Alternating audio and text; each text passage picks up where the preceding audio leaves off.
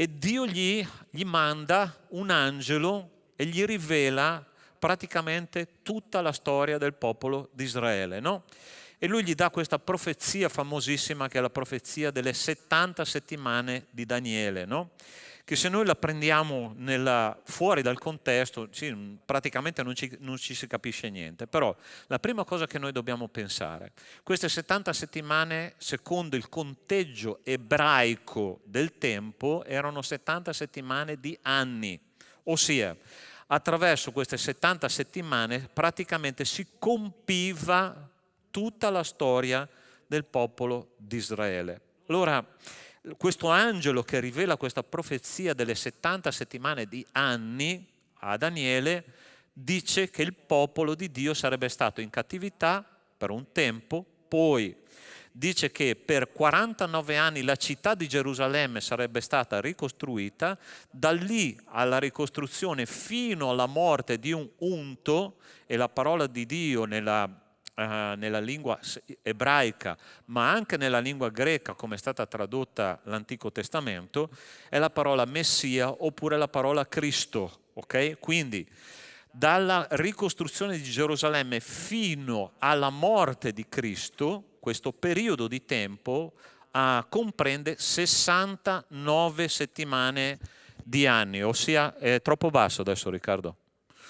69 settimane di anni, ossia fino al 30 dopo Cristo, esattamente quando Cristo è morto sulla croce. Allora, per capire bene questa profezia, e vi invito, se non l'avete mai letto o se l'avete letta nel passato, di ripassarla, capitolo 9 di Daniele, ok? Ma la cosa interessante è che passate queste 69 settimane la storia di Israele subisce una interruzione. Allora, questo schema che adesso vi faccio vedere vi dice esattamente che cosa succedeva in quel tempo. Eccolo qua. Allora, 49 settimane dal 445 a.C., ok? Quando esce il decreto di Artaserse, vi ricordate il libro di Neemia? Quando Neemia parte per andare a ricostruire la città di Gerusalemme che era stata distrutta, allora lì partono i 49 anni in cui questa città è stata completamente ricostruita. Poi la profezia parla di altre 62 settimane, ok? In quelle 62 settimane, che sono 434 anni, andiamo fino al 30 d.C., quando Cristo viene rifiutato come Messia di Israele. Allora, questo è un momento drammatico per la storia di Israele. Perché?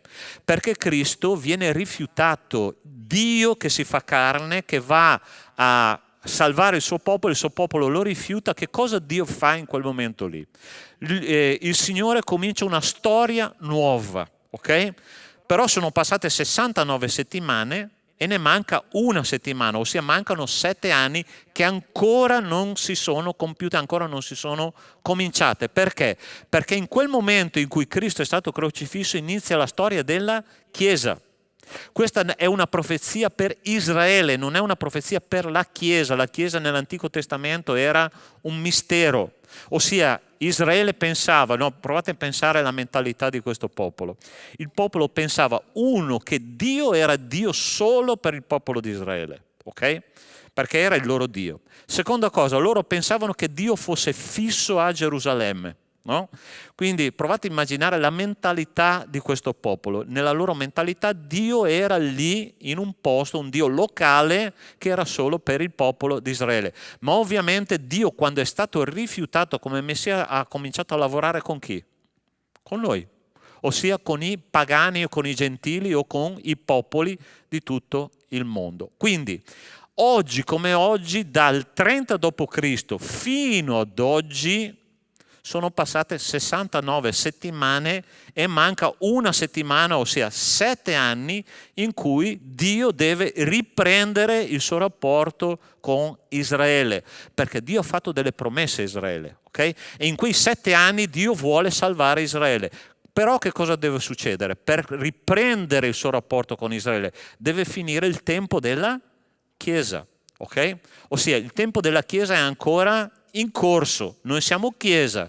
Se tu vedi, interessante, no? Che in questo periodo, no, della Chiesa, Israele ancora pensa che Cristo non era il Messia che era stato loro destinato, ossia loro sanno che Cristo è un profeta, che è venuto qua sulla terra, che è un uomo storico, ma non lo riconoscono come Messia. Perciò Dio sta ancora lavorando con i popoli che siamo noi, ma Dio non può non mantenere le sue promesse, ossia in quei 7 anni famosi che devono ancora cominciare, lui riprenderà il suo rapporto personale con Israele, ossia siamo in questa situazione qua, ok? Qua, periodo della Chiesa, la pausa della Chiesa, ok? Allora, perché Cristo riprende il suo rapporto con Israele secondo la profezia di Daniele delle 70 settimane, la Chiesa deve essere prima rapita, ok? E la Chiesa ancora non è stata rapita. Quindi questa era l'introduzione che praticamente noi abbiamo fatto l'ultima settimana che abbiamo studiato il libro di Apocalisse, ok? Quindi adesso siamo pronti per entrare nel libro di Apocalisse. Perché? Perché Apocalisse dal capitolo 4, ok, al capitolo 19 o 20, i primi 10 versetti del capitolo 20, in tutti questi capitoli Dio mostra che cosa lui farà con Israele. Okay? Quindi Apocalisse parla principalmente della storia della ripresa della relazione di Dio con Israele. Okay? Fondamentale che noi capiamo questo passaggio. Okay? Allora è interessante che le profezie dell'Antico Testamento che cosa dicono? Che prima che Dio rapisca la Chiesa, prima che Dio riprenda il suo rapporto con Israele, lui comincerà a dare dei segni che il suo ritorno è vicino. Allora, abbiamo visto che nel 1946, ma lo riprendiamo un attimo perché è importantissimo questo, nel 1946 questa era la situazione di Israele. In verde praticamente Israele era occupata da tanti altri popoli. Okay? Il bianco era la presenza di israeliani in Israele. Okay? Allora, quando Dio ha fatto questa profezia, ha detto che Israele sarebbe tornato in patria e quindi il suo ritorno sarebbe stato vicino. Okay? Questo nel 1946, praticamente sono quasi 80 anni che gli israeliani stanno tornando, gli ebrei stanno tornando in patria. Nel 2000, 24 anni fa, il bianco rappresenta la presenza di Israele in Israele. Perciò quando Israele sarà pienamente occupato dagli israeliani, allora Cristo torna. Avete capito? 24 anni fa questa era la situazione. Oggi come oggi, la situazione è in via di progresso. Abbiamo visto la settimana scorsa, stiamo ripetendo un po' per chi non era presente, ok? Che questa era la Tel Aviv nel 1914, oggi Tel Aviv è questa, ok? Questo era il deserto, Israele ha seminato e sta coltivando nel deserto talmente tante cose, frutta. Addirittura Israele sta vendendo fiori all'Olanda, ok? Cioè, l'Olanda che è produttrice di fiori famosa in tutto il mondo, Israele che era un deserto riproduce fiori per l'Olanda, ok? La lingua ebraica che è risorta praticamente dal nulla, voi sapete che la lingua è in continua progressione, Israele ha una lingua che se Mosè andasse a Gerusalemme, in centro a Gerusalemme, parlerebbe normalmente, senza nessun problema, l'ebraico antico. È un miracolo linguistico, no? Che nessuno si sa spiegare. Ma perché? Perché il Signore sta cominciando a preparare il campo per il ritorno del suo figlio per giudicare il mondo. Ok? Questa è più o meno l'introduzione. Adesso, ovviamente, entriamo nel libro di Apocalisse. Leggiamo il primo capitolo. Okay? Alcuni versetti, non tutto, perché è l'introduzione che faremo questa sera. Allora, cosa significa la parola Apocalisse? No? che in qualche modo oggi è usato in senso molto negativo, ossia quando tu parli, tu senti il telegiornale, terremoto apocalittico, negativo, no? In senso negativo. È interessante che io e mia moglie, quando ci siamo convertiti, più di 30 anni fa, siamo entrati in un gruppo di studio e si stava studiando proprio Apocalisse. E tu ti immagini una persona che si sta avvicinando alla fede, comincia a leggere il libro di Apocalisse, cioè avevamo gli incubi di notte. Perché? Perché ovviamente tu ti avvicini e ovviamente chi ne approfitta, tu sai chi è, no? Ti comincia a mettere in testa delle robe catastrofiche, oddio dove sono arrivato in una setta. No, la parola Apocalisse, fratelli, significa rivelazione, ok? Rivelazione, ossia dà il senso nella lingua antica greca, no? Di qualcuno che scopre una pentola per vedere che cosa c'è dentro. Ossia, Dio scopre la pentola per farti vedere che cosa lui sta cucinando, ok? Se c'è una cosa che dà ansietà all'essere umano, credente o no, che cos'è? Il futuro, quello che tu non hai nelle tue mani. Il Signore perché ci rivela attraverso il libro di Apocalisse ciò che c'è scritto nella parola? Perché Lui ti sta dicendo, guarda, non preoccuparti perché io ti faccio vedere che cosa succederà e tu fai parte del carro dei vincitori. Quindi sta tranquillo che l'Apocalisse è semplicemente una rivelazione di quello che Dio ha in mano, di quello che Dio farà fra poco e Lui ci porterà sul carro dei vincitori. Quindi cosa significa Apocalisse? Significa rivelazione. Versetto 3 cosa dice? Beato chi legge. Cosa vuol dire beato? Beato vuol dire pieno di gioia. Apocalisse non ci deve creare ansia né paura né terrore, deve crearci gioia. Beato chi legge, beati quelli che ascoltano le parole di questa profezia e fanno tesoro delle cose che vi sono scritte perché il tempo è vicino. Ossia, Giovanni scriveva questa cosa nel 95 d.C. e lui stava dicendo, attenzione che il tempo è vicino. Oggi cosa sarebbe? 2000 anni dopo? Di più di vicino, ma molto vicino, ok? Perché tu vedi che la storia si sta proprio confluendo sul ritorno di Cristo e ci sono dei segni, carissimi, che proprio sono chiari che Cristo è veramente alle porte, no? Quando il libro di Apocalisse ci parla di controllo globale, detto in un altro modo chiaramente, ma ci parla di controllo globale quando parla dell'anticristo che metterà questo marchio, no, sulla mano o sulla fronte di ogni essere umano per controllare, e nessuno può commerciare, non può vendere, non può comprare, ossia controllo globale. Oggi, interessante, tu sai perché il tuo telefonino non si può più togliere la batteria, vero? Tu sai perché?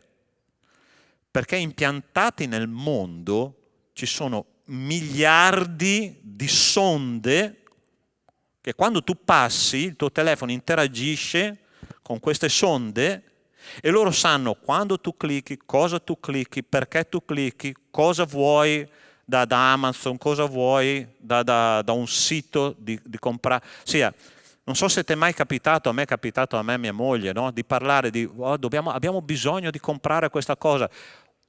Il giorno dopo sulla mail arrivano 8 pubblicità di quel prodotto che noi cominciavamo a parlare. Io dico, Signore, ma come fanno questi? Perché è ovvio, ti ascoltano, ti controllano. Quindi siamo molto vicini. Ma il Signore dice, calma, perché io sono nel controllo. Versetto 7. Cosa ci racconta Apocalisse? Ci racconta il ritorno di Cristo.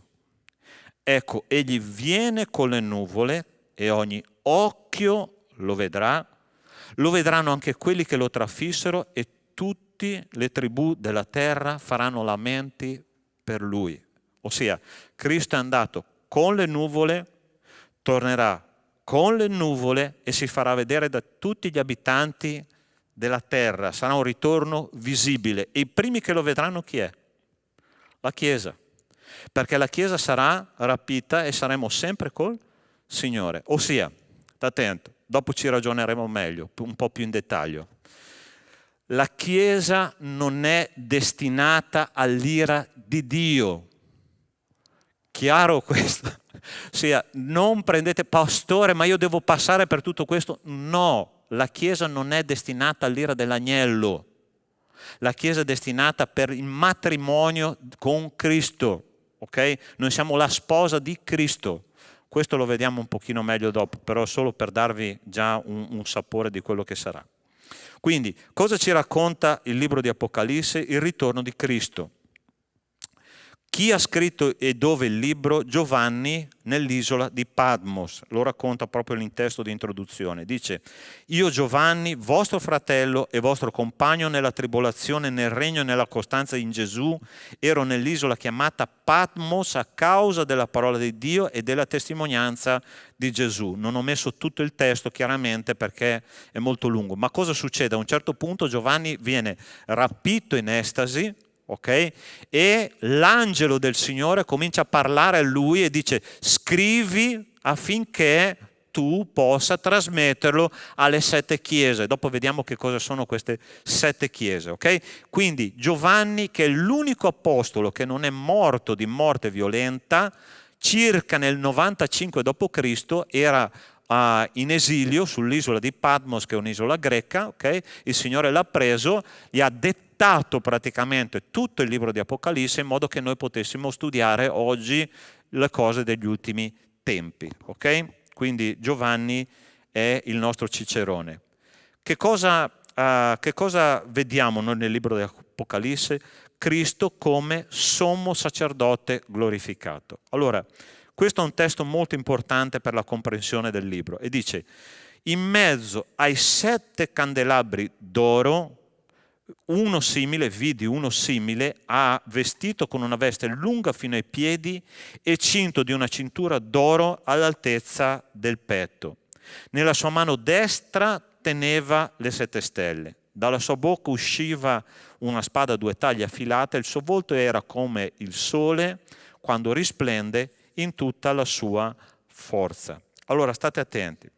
Questa immagine, se tu vai a leggere tutto il capitolo, no, di capitolo 1 di Apocalisse, Gesù viene mostrato come sommo sacerdote. Che cosa era il compito del sommo sacerdote nell'Antico Testamento fino alla morte di Cristo? Era quello di andare alla presenza di Dio, intercedere per il popolo in modo che i peccati del popolo fossero perdonati. Ok?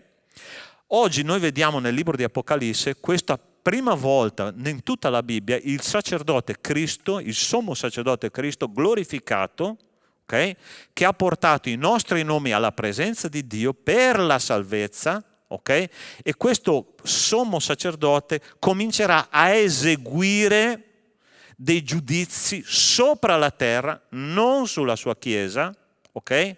In modo che il mondo conosca che esiste veramente un sommo sacerdote, ossia un Cristo salvatore per tutta l'umanità, ok? Ma è importante che noi capiamo queste due cose. Scusate che qua, sì, ve l'ho messa. Queste due visioni, ok? Allora, immaginiamoci questo uomo, no? Tra virgolette, perché voi sapete che Gesù è ancora uomo. Sapete anche questo, no? Gesù è Dio, ma la sua struttura è ancora la struttura di un uomo, non più limitato in un corpo, ma perché lui dice oggi io ti capisco e so cosa tu stai passando? Perché lui è stato uomo al 100% e ancora oggi nella sua struttura lui capisce gli esseri umani perché? Perché ha trasportato tutte le esperienze umane nell'eternità, ok? Tu sai che cosa vedrai di Cristo anche nelle sue mani, descritte nel libro di Apocalisse? Ti ricordi che cosa lui ha? I fori nelle mani, perché questo è la rappresentazione del fatto che lui è stato uomo a tutti gli effetti, ha vissuto, ha sofferto e ha portato la sua umanità nell'eternità ed è per questo che lui ci capisce esattamente. Ma è importante questi due settori quando dice in mezzo ai 7 candelabri d'oro, uno simile vestito con una veste lunga fino ai piedi e poi nella sua mano teneva le 7 stelle. Okay? Questi sono 2 simboli fondamentali. Allora, il prossimo testo che si trova, capitolo 1, versetto 20, ce lo spiega bene. ok? Perché è la parola di Dio che ci spiega bene questi due simboli del capitolo 1. Dice: il mistero delle 7 stelle che hai viste nella mia destra e dei 7 candelabri d'oro. Le 7 stelle sono 7, cosa dice lì? Angeli delle 7 chiese. E le 7 candelabri sono le 7 chiese. Ok? Allora sta attento. Cristo, il sommo sacerdote glorificato, che cammina con 7 stelle in mano che sono i 7 angeli della Chiesa. Okay? Qua facciamo una parentesi. Chi sono gli angeli della Chiesa? Chi è che sa chi sono gli angeli della Chiesa? Bravissimi. Ossia, quando la parola di Dio ci parla della parola angeli, angelos vuol dire messaggero. Chi porta il messaggio, ok? Non sempre l'angelo è quello con le ali, no? Quello con i 1000 occhi. Tu sai che ci sono 9 categorie angeliche, ok? Cherubini, serafini, troni, principati, potestà, dominatori, arcangeli, angeli, eccetera, eccetera, no? Ce ne sono tantissime, virtù. 9 categorie, ma nel contesto in cui è messo questa parola angelos, messaggero, si riferisce ai pastori, perché chi sono i responsabili delle chiese? Sono i pastori, ok? Non vuol dire che i pastori hanno le ali, sono esseri umani come gli altri, ma semplicemente portano un messaggio. Hai capito la cosa? Importantissimo capire questa situazione. È interessante che Cristo dice: ha in mano 7 stelle, ossia ha in mano i pastori della sua Chiesa. Ma la seconda cosa è che Cristo dice che cammina in mezzo ai 7 candelabri, ossia cammina in mezzo alla sua Chiesa. Ok? Adesso noi vedremo una cosa particolare. Perché? Allora, ci sono diversi tipi di teologie. Tu sai che il capitolo 2 e capitolo 3 del libro di Apocalisse manda lettere alle 7 chiese. Ok? Allora, ci sono diversi tipi di interpretazione di queste lettere alle 7 chiese. C'è chi dice che queste lettere sono mandate a chiese di quell'epoca. Okay? Quindi, in teoria, se fossero solo di quell'epoca, noi le leggeremo oggi e per noi non avrebbero senso, ma la parola di Dio è universale. Quindi, che cosa rappresenta quelle lettere alle 7 chiese? Rappresentano sia problematiche che viviamo noi oggi nelle nostre chiese, perché in quelle lettere c'è una grande saggezza per vedere quali sono le problematiche della Chiesa. Ossia, se tu leggi quelle 7 lettere, tu vedrai che tante volte tu riscontri problemi che noi viviamo oggi nella nostra comunità moderna. Ma è interessante che c'è un punto di vista teologico che dice che quelle 7 chiese rappresentano i 7 periodi della storia della Chiesa, ok? Ossia, Chiesa di Efeso, la Chiesa apostolica che stava perdendo il primo amore. La Chiesa di Smirne è la Chiesa perseguitata nel periodo degli imperatori romani. Adesso ne vediamo uno a uno, ok? Quindi vai adesso nel capitolo 2 e 3 di Apocalisse. Capitolo 2 e capitolo 3 di Apocalisse. Vediamo questa slide che è importantissima. Eccola qua. Allora, osserva un attimo un po' questa, intanto che mi allaccio la scarpa, perché ho visto che tanti di voi mi stanno guardando la scarpa, in modo che anche non cada. Ok. Allora, 7 chiese, 7 periodi storici della comunità, dalle origini fino a oggi, ok? Chiesa di Efeso, che significa, Efeso significa beneamata, è la chiesa apostolica del primo secolo. La parola di Dio dice così, Apocalisse 2:2, hai messo alla prova quelli che si chiamano apostoli ma non lo sono e che li hai trovati bugiardi. Allora, quando la parola di Dio ci dice in questa lettera che la Chiesa primitiva ha messo alla prova gli apostoli, tu troverai in diverse chiese, in diverse lettere dell'Apostolo Paolo, che c'erano dei falsi apostoli. Ossia, sta parlando della Chiesa del primo secolo, ok?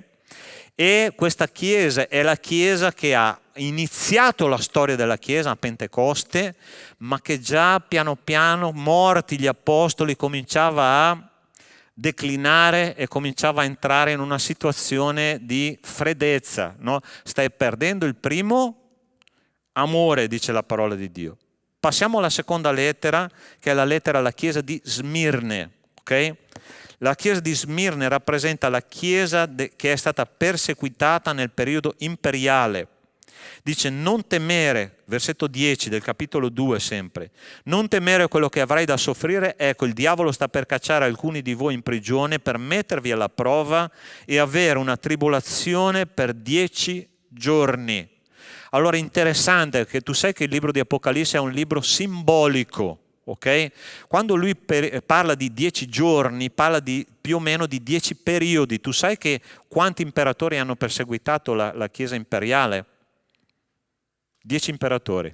Sì, l'Apocalisse già prevedeva per quanto tempo questa Chiesa primitiva sarebbe stata perseguitata. Okay? Quindi con una precisione incredibile. Per 10 periodi, per 10 giorni, tra virgolette, la Chiesa sarebbe stata perseguitata. La Chiesa di Pergamo, questa è la Chiesa dell'imperatore Costantino.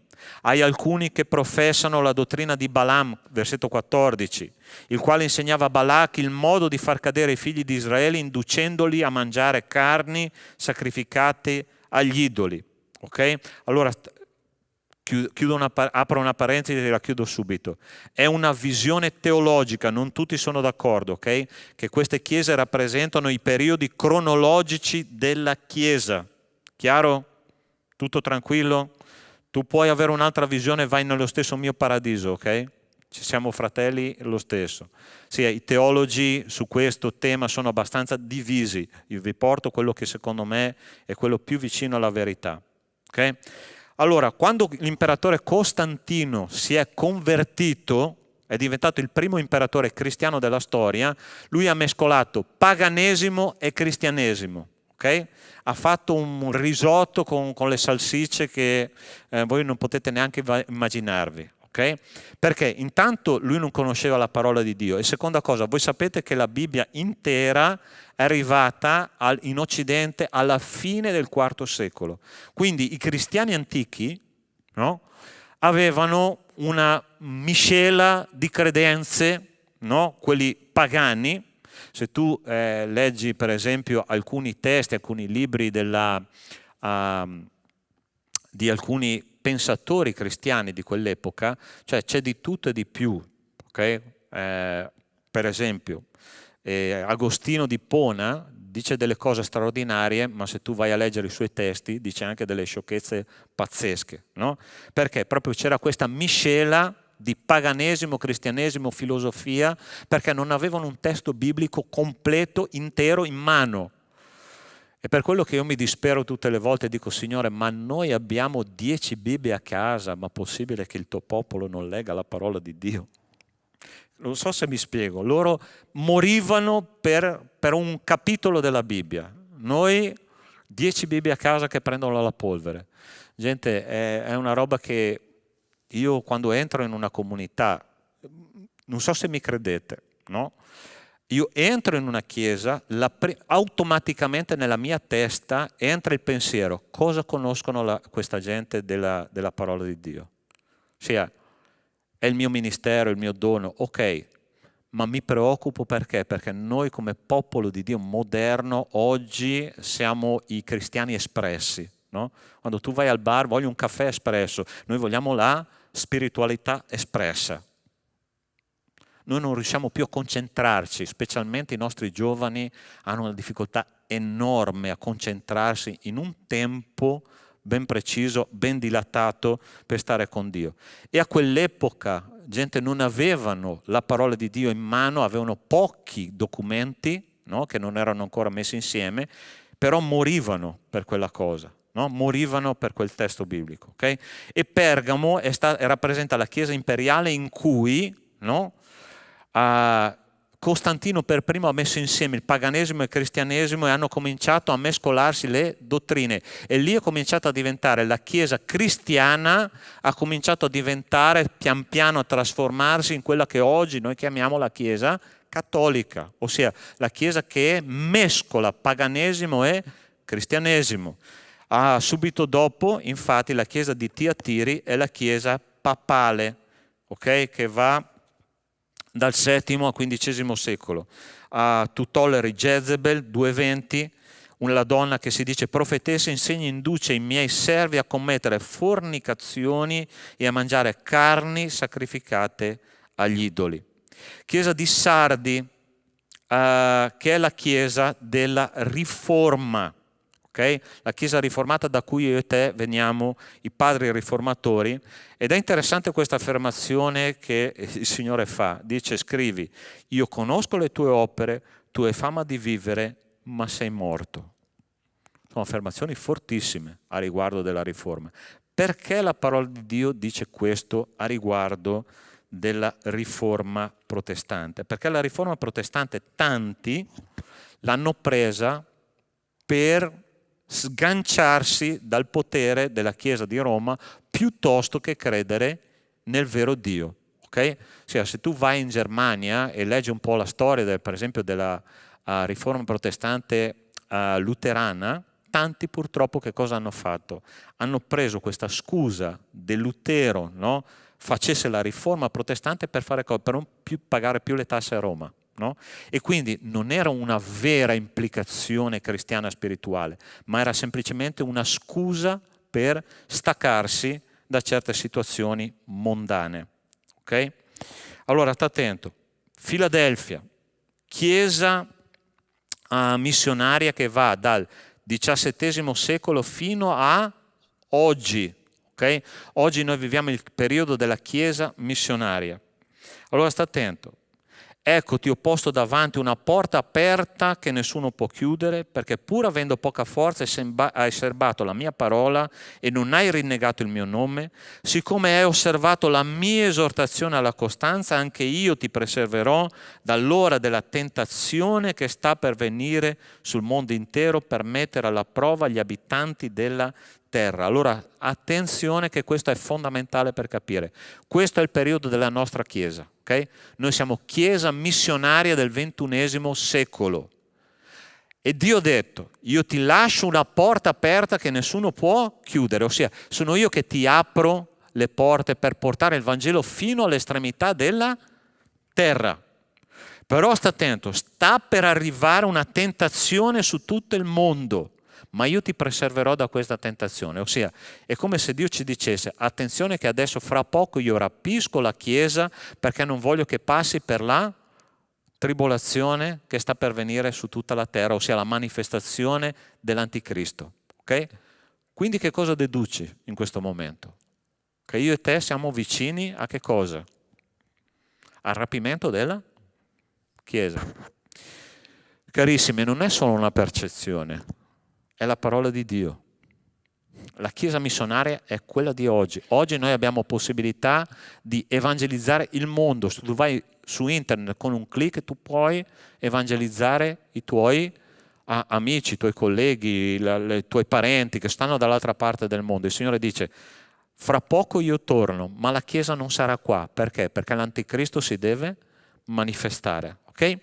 E noi ci stiamo sovrapponendo all'ultima chiesa, la chiesa di Laodicea, che fra poco sta venendo ma si sta già preparando, e dice così il testo, l'ultima chiesa: così perché sei tiepido e non sei freddo né fervente, io ti vomiterò dalla mia bocca. Allora, questa è la chiesa che si sta preparando nel XXI secolo. È la chiesa ecumenica allargata e la chiesa liberale. Okay? Che cosa fa una chiesa ecumenica allargata che chiama fratelli musulmani, che chiama fratelli buddisti, che chiama fratelli chiunque? Okay? Si sta ecumenizzando, no? Questa parola, chi è che sa cosa vuol dire la parola ecumene? Ecumenismo. È una parola molto interessante perché è una parola greca che vuol dire casa in cui tutti viviamo. Okay? Nell'antichità, quando facevano i convegni cristiani, facevano convegni ecumenici, ossia pastore di Filippi, insieme al pastore di Efeso, insieme al pastore di Roma, insieme al pastore di Gerusalemme, facevano un convegno ecumenico perché tutti abitavano nella casa di Cristo. Ma questo era l'ecumenismo vero, ossia tra cristiani. Con ecumenismo allargato è tutta un'altra storia, è un ecumenismo che io chiamo fratelli tutti, ossia tutte le strade portano a Dio. E questo tipo di ecumenismo porta a una chiesa fredda che non crede più nel vero Evangelo. Okay? Quindi che cosa succede? La Chiesa negli ultimi tempi, e questo purtroppo è un fenomeno mondiale, si sta raffreddando. Okay? E la parola di Dio dice in Matteo capitolo 24 e capitolo 25, Gesù ha detto: l'amore dei più si raffredderà. Perché? Perché entrano le filosofie umane all'interno della Chiesa. Tutti siamo fratelli e la dottrina non è più una dottrina sana. E l'altra parte è la Chiesa liberale che raffredda la Chiesa. Ossia, tutte le necessità dell'essere umano sono al centro. Cristo non è più il centro della Chiesa, ma è l'uomo al centro della Chiesa. Quindi la Chiesa di Laodicea rappresenta esattamente questo, ossia una Chiesa con ecumenismo allargato e liberalismo. E questo dice la parola di Dio così: perché sei tiepido e non sei né freddo né fervente, io ti vomiterò dalla mia bocca. Allora, ultima cosa che voglio dirvi di queste 7 lettere che dovete leggere chiaramente meglio a casa, ma con questa impronta. Avete tutti le fotocopie? Chi non ha poi me lo può dire che magari le stampiamo, ok? Guardatevi bene questo schema perché è importante. La Chiesa missionaria del XXI secolo, ok, si sta sovrapponendo alla Chiesa missionaria, si sta sovrapponendo questa ultima Chiesa che è la Chiesa ecumenico-liberale che ravvicina al ritorno di Cristo. Quindi tornando alla Chiesa di Filadelfia dice il Signore: io ti preserverò dall'ora che sta per venire su tutta la terra, dalla tentazione che sta per venire tutta la terra, perché tu sei la vera Chiesa, tu sei la Chiesa che io ho salvato attraverso il mio sangue. Ok? Quindi quando la Chiesa si sta raffreddando significa che Cristo è alle porte, sta arrivando, ma prima la Chiesa deve essere rapita. Ok? Sono le 19:58, in teoria io mi fermerei qua. Però voglio dirvi 2 cose semplici ancora adesso, ok? Adesso, un'altra volta. Allora, perché la Chiesa deve essere rapita? Questo è il motivo fondamentale che noi dobbiamo capire, perché prima che Cristo entri nella 70ª settimana di Daniele, la Chiesa deve essere rapita. Ripetiamo questo versetto 10 del capitolo 3 di Apocalisse, dice: siccome ho osservato la mia esortazione alla costanza, anch'io ti preserverò dall'ora della tentazione che sta per venire sul mondo intero per mettere alla prova degli abitanti della terra. Ok? Quindi Cristo prende la sua Chiesa perché la Chiesa è la sposa di Cristo. Ma ci sono quelli che rimarranno qua sulla terra. E dice così, Apocalisse 6,16, e dicevano ai monti e alle rocce, questi sono gli abitanti della terra che non sono cristiani: cadeteci addosso, nascondeteci dalla presenza di colui che siede sul trono e dall'ira dell'agnello. Allora, cosa significa? Che la sposa di Cristo non può essere l'oggetto dell'ira dell'agnello, perché l'ira dell'agnello è per i non credenti, i non cristiani. Ok? Emerson, tu che ti sei appena sposato, tu faresti fuori tua moglie perché ti dà fastidio averla davanti? Sì, noi siamo l'oggetto dell'amore di Dio. Allora c'è una giustificazione che vi apro una finestra, ok? Sapete perché vi dico questa cosa? Perché ci sono 3 teorie, no? C'è la teoria pre-tribolazionista, mesotribolazionista e post-tribolazionista, ossia la Chiesa deve obbligatoriamente passare per la tribolazione che poi vedremo nei capitoli da 6 fino a capitolo 20 ci saranno i 7 sigilli, le 7 coppe, le 7 trombe, disastri ambientali, disastri sugli esseri umani, disastri nel cosmo, eccetera, eccetera, eccetera. Perché la Chiesa non può passare per questo? Perché la Chiesa è la sposa di Cristo, ossia la Chiesa non passerà per l'ira dell'agnello, perché è l'oggetto dell'amore del proprio sposo. È chiaro questo? Quindi non preoccupatevi che noi non vedremo i monti cadere, le valli riempirsi di lava dei vulcani, non vedremo niente di tutto questo. Perché? Perché noi saremo rapiti, traslati istantaneamente prima che Cristo cominci a aprire il primo sigillo che aprirà e comincerà a fare dei disastri su questa terra. Ok? Qualche domanda? Immagino, sì. Dimmi, sì?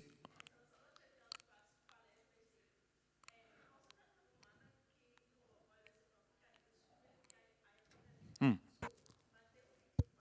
Ok? Sì?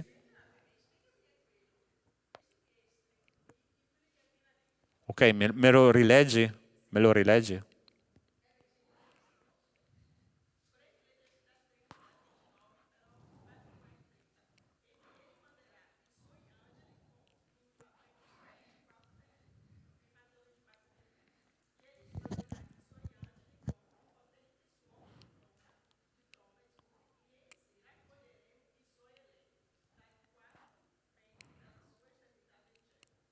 Ok. Mhm. Ok, se noi continuiamo a leggere il libro di Apocalisse dal capitolo 6 in poi, noi vedremo che durante il periodo del regno dell'Anticristo ci saranno conversioni di massa. Ok? Conversione di massa, perché? Perché la parola di Dio, tra l'altro, verrà continuamente predicata. Ci saranno 2 testimoni che il Signore manderà, che probabilmente, ma questo lo vedremo proprio nei prossimi studi, no? Saranno i 2 uomini che non sono passati per la morte, che sono Enoch e Elia, che sono stati rapiti in cielo, no? Perché la teologia dice che noi dobbiamo, il salario del peccato è la morte, ma non solo la morte spirituale, ma anche la morte biologica, ok? E loro non hanno pagato il salario del peccato. Quindi in teologia questa linea dice che ci saranno Enoch e Elia che tornano sulla terra, predicano la parola di Dio e ci saranno conversioni di massa. Israele si convertirà praticamente tutto. E poi se tu vai nei capitoli centrali 10-11, quando il Signore ci fa vedere i 144.000 famosi che sono i cantori di Israele, no? Dice a Giovanni, ma chi sono questi? Questi sono quelli che vengono dalla grande tribolazione, che hanno lavato le loro vesti col sangue dell'agnello, ossia conversione di massa. Okay? Questo è importante, gli eletti sono questi.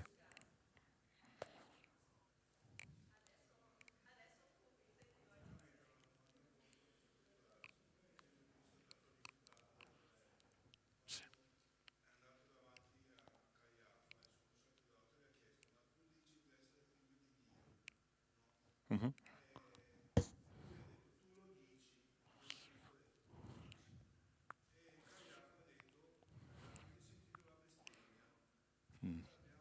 Ah sì, sì, ok, sì.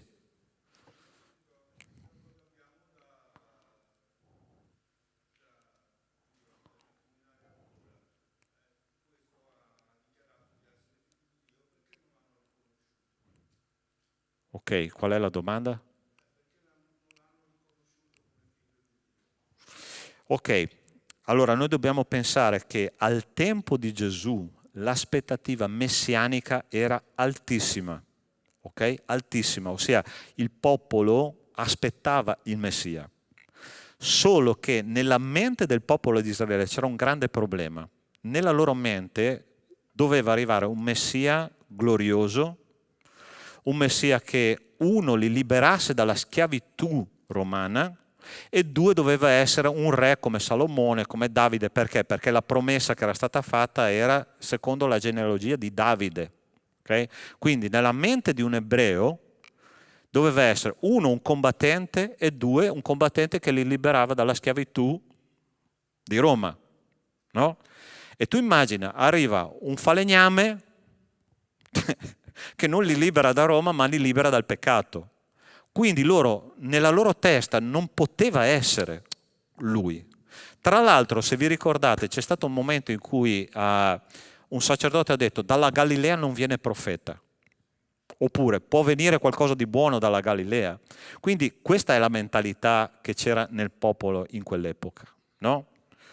Tra l'altro c'è una cosa interessante, che il popolo di Israele era un popolo talmente abituato a dubitare, no, di quello che il Signore diceva, perché fin dall'inizio della storia di Israele con il Signore, nel rapporto della storia di Israele con il Signore ha detto: voi siete un popolo dal collo duro. Sempre l'ha detto, no? E che cosa a un certo punto fa il Signore? Comincia a parlare loro in parabole. Ti ricordi che Gesù ha parlato tantissimo, cioè ci sono più parabole nella Bibbia che miracoli, no? Perché i miracoli in qualche modo loro capivano e riuscivano a interpretare se c'è qualcosa di diverso in te. Tant'è che il dottore di Israele, no, che era Nicodemo, gli ha detto: maestro, noi sappiamo che tu sei un maestro venuto da Dio perché nessuno può fare i segni che tu fai. Questa era l'idea, no?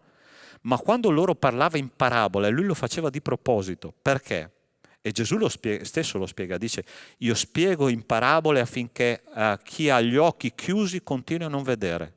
Cioè, questa è la parafrasi di quello che Gesù ha detto. Non sono le parole esatte, ma è la parafrasi. Ossia, lui parlava in modo che non capissero. La parola parabola vuol dire gettare a fianco. Okay? Che cosa faceva Gesù? Quando prendeva una verità la buttava a fianco della persona, ma per buttarla a fianco qualcuno, per capirla, bisogna che si chinasse per prenderla, no? C'era invece le persone che sì e no gli interessava, che cosa facevano? La lasciavano lì per terra, ma c'è chi si chinava a prenderla e dice: ma cosa vuol dire questa verità? E chi erano questi? I discepoli. I discepoli veri si fermavano e raccoglievano quella verità e volevano una spiegazione, ma gli altri se ne andavano. Perché? Perché volevano solo i miracoli, capito? E a un certo punto Gesù ha dovuto dire: se voi non mangiate del mio corpo, del mio corpo e del mio sangue, non potete essere miei discepoli. E lì alcuni hanno cominciato a andare via. Perché? Perché loro cercavano miracoli, non cercavano la presenza di Dio. È quello che dicevamo domenica scorsa, no? Noi dobbiamo cercare il Dio dei miracoli e non i miracoli di Dio. Ok? Per questo motivo loro non hanno riconosciuto Gesù come Messia, poche parole, perché cercavano qualcosa di completamente diverso.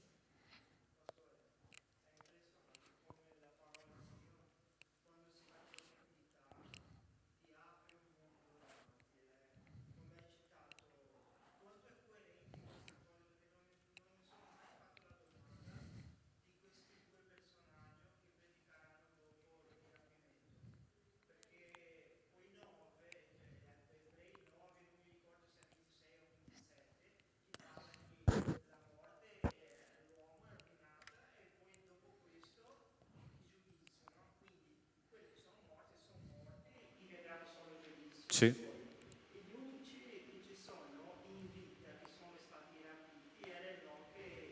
Sì, sì.